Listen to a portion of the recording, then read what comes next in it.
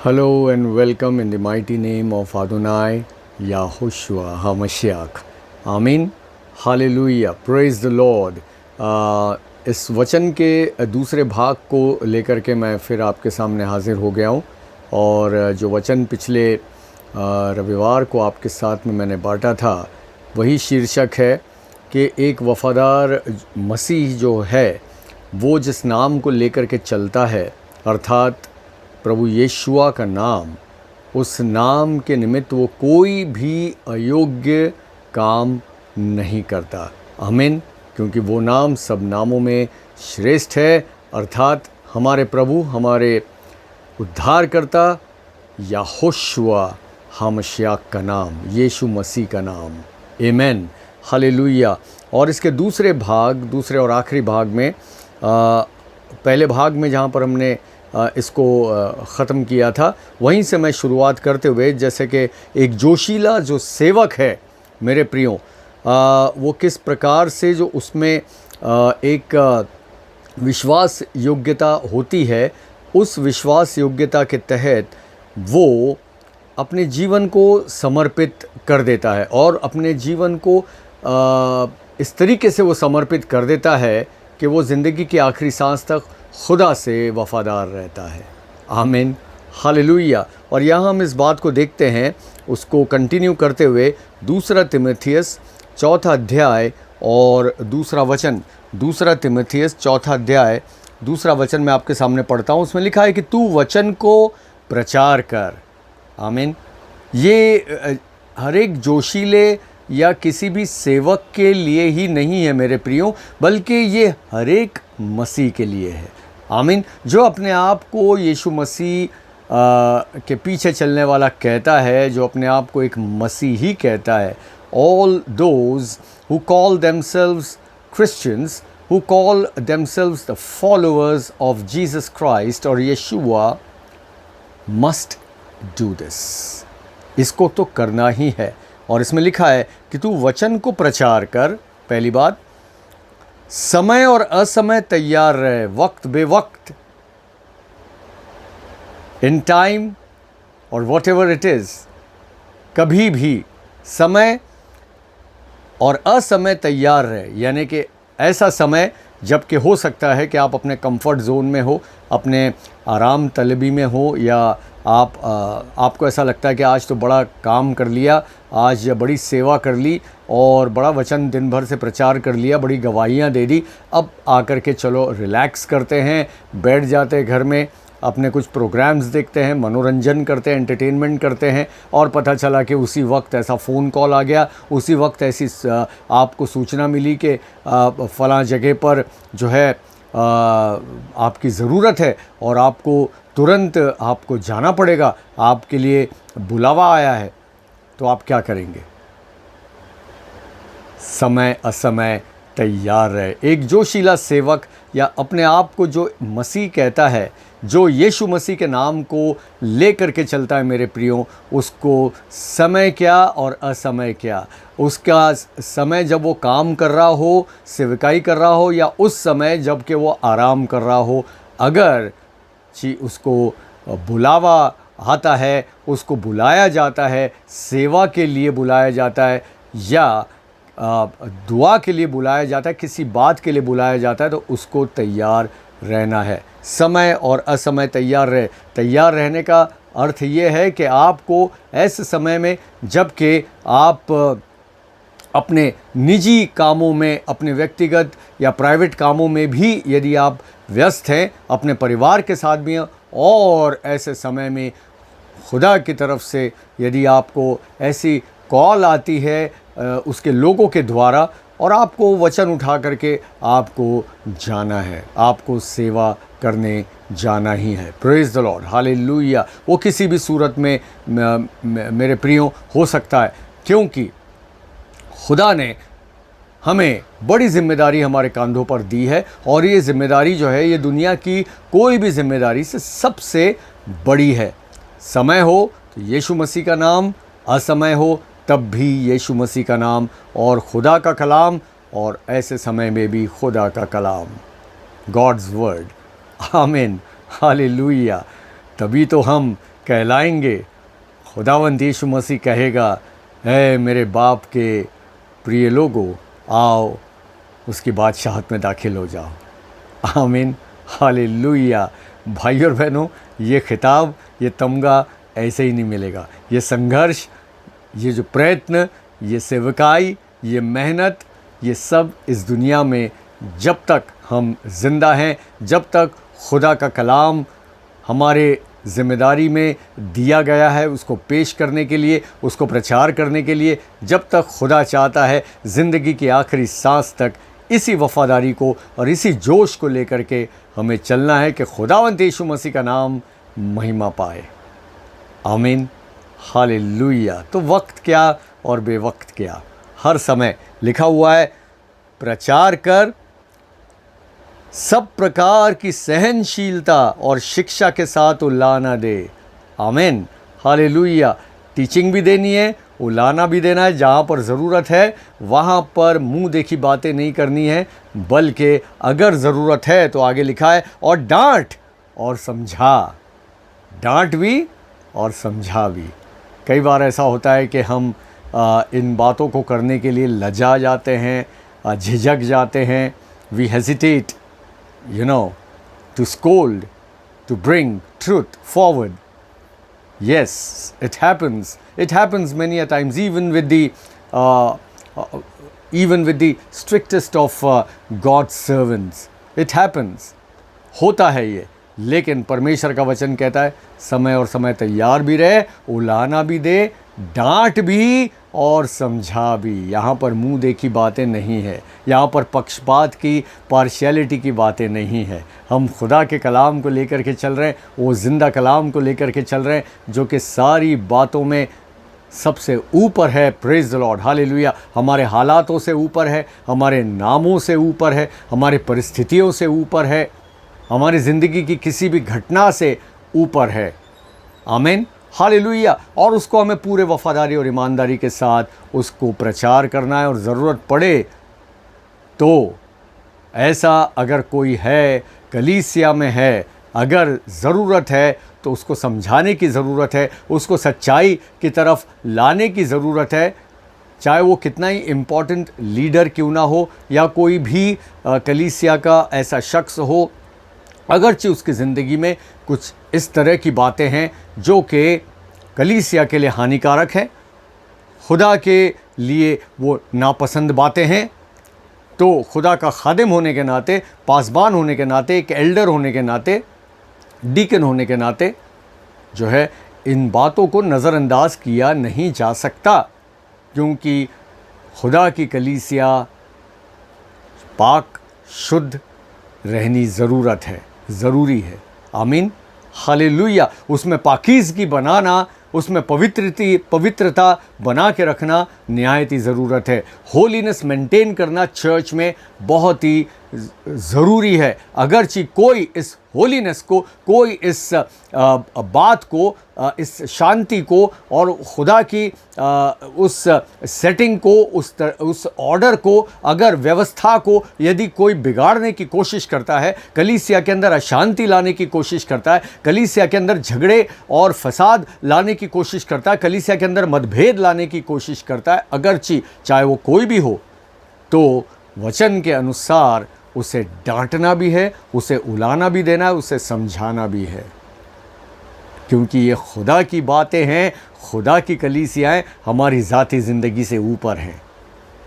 आमीन, हालेलुया। वहाँ पर औधा, वहाँ पर नाम, वहाँ पे समाज की प्रतिष्ठा, वहाँ पर क्वालिफ़िकेशन, वहाँ पर धन संपत्ति, ताकत, ये सब बेमायना हो जाते हैं जब खुदा की बातों को सामने रखने की ज़रूरत पड़ती है। आमीन। और उसे पूरी ईमानदारी के साथ इस काम को करना है, हर एक सच्चे मसीह को करना है और पासबानों को भी करना है। Praise the Lord, hallelujah, hallelujah. आगे हम चलते हुए देखते हैं कि एक चुना हुआ पात्र होने के नाते एक मसीह जो है वो परमेश्वर के उपयोग के द्वारा उसका चुनाव होता है, परमेश्वर के इस्तेमाल के लिए, उसकी सेवकाई के लिए वो चुना जाता है। और उसकी सेवा के लिए वो चुना जाता है। आमीन, हालेलुया। देखते हैं इस वचन को दूसरा तिमोथियो और उसका दूसरा अध्याय और चौथा वचन, 2 Timothy 2nd chapter and verse 4। उसमें लिखा हुआ है, जब कोई योद्धा लड़ाई पर जाता है तो इसलिए कि अपने भर्ती करने वाले को प्रसन्न करे। आमीन, hallelujah. Every soldier who is selected has to be faithful to the commander, to the senior, to the one who employs him. Amen. To the government. Hallelujah.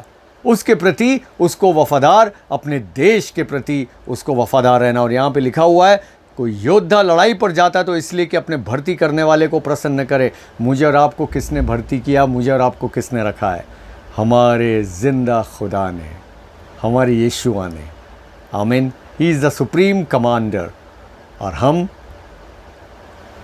उसके सेना में, जब हम मसीह अपने आप को कहलाते हैं और जिस वक्त हम अपने आप को मसीह कहते हैं, उसी वक्त शैतान के साम्राज्य पर हम एक प्रकार से ऐलान कर देते हैं यलगार का, हमले का, कि हाँ, अब मैं आ गया हूँ, अब तू होशियार हो जा। आमीन, हालेलुया, प्रेज द लॉर्ड। और यहाँ पर यही लिखा है, अपने भेजने वाले को प्रसन्न करे और अपने आप को संसार के कामों में नहीं फंसाता। अपने भेजने वाले को प्रसन्न करता है। भाई और बहनों, मुझे और आपको भी, हम दुनिया में रहते हुए मेरे प्यारों, हम कितने लोगों को खुश करते हैं, प्रसन्न करते हैं। We make so many people, we try to make so many people happy in this world. We try to make the management happy. We try to make our bosses happy. At home, we try to make our husbands happy, our wives happy, our children happy. In church, our seniors happy. आमीन। हर जगह पर हम देखते हैं कि हमें कितने लोगों को खुश करना होता है और कई लोग इस काम में सफल भी हो जाते हैं। लेकिन यहाँ पर खुदा के कलाम में प्रभु परमेश्वर पिता के वचन में लिखा है कि जो हमारा भेजने वाला, भर्ती करने वाला है, उससे हमें प्रसन्न करना है। आमीन। We have to make him happy, the ultimate thing that we have to do. आमीन, हालेलुया। जो सर्वोच्च है, जो सर्वोत्तम है, जो सर्वोपरि है, जो सर्वशक्तिमान है, सर्वज्ञानी है, सर्वव्यापी है, उस परमेश्वर को मुझे और आपको खुश करना है, एक सच्चे योद्धा की तरह। आमीन, हालेलुया। और जब उसको खुश करना है, मतलब उसको खुश करना है, इसमें कोई दो राय नहीं, इसमें कोई पक्षपात नहीं, इसमें कोई 50-50 वाली बातें नहीं कि चलो आज खुश कर दिया, कल थोड़ा सा नहीं करेंगे तो चल जाएगा। नहीं, हर दिन हमारी ज़िंदगी के हमें ऐसे कामों को करना है और ऐसी बातों को ध्यान में देना है कि क्या उन बातों से, हमारे ज़िंदगी से, हमारे रहन सहन से, हमारे चाल चलन से, हमारे चरित्र से, हमारे स्वभाव से, या तक कि हमारी बोली से, या तक कि हमारे दृष्टि से, हमारे देखने से, हमारे सोच विचार से हमारा खुदा खुश हो रहा है या नहीं। आमीन, हालेलुया। तो जो चुने हुए पात्र हैं खुदा के, वो यीशुआ के नाम को लेके चलते हैं और उन्हें इस बात को ध्यान में रखना है। आमीन, हालेलुया। पहला पत्रस उसका दूसरा अध्याय और उसका 9वां वचन, पहला पत्रस उसका दूसरा अध्याय और उसका 9वां वचन, उसमें लिखा है, पर तुम एक चुना हुआ वंश और राज पदधारी, याजकों का समाज और पवित्र लोग और परमेश्वर की निज प्रजा हो, इसलिए कि जिसने तुम्हें अंधकार में से अपनी अद्भुत ज्योति में बुलाया है, उसके गुण प्रकट करो। आमीन, हालेलुया। Such a famous verse this is. आमीन। हम क्या हैं? साधारण लोग नहीं हैं, योद्धा हैं। We are commanders, we are fighters, we are soldiers, पदधारी, याजकों का समाज, a community of priests, आमीन। पवित्र लोग हैं, होली पीपल, हालेलुया। और परमेश्वर की निज प्रजा, we are the chosen ones, the private ones, आमीन, द सिलेक्टेड वंस।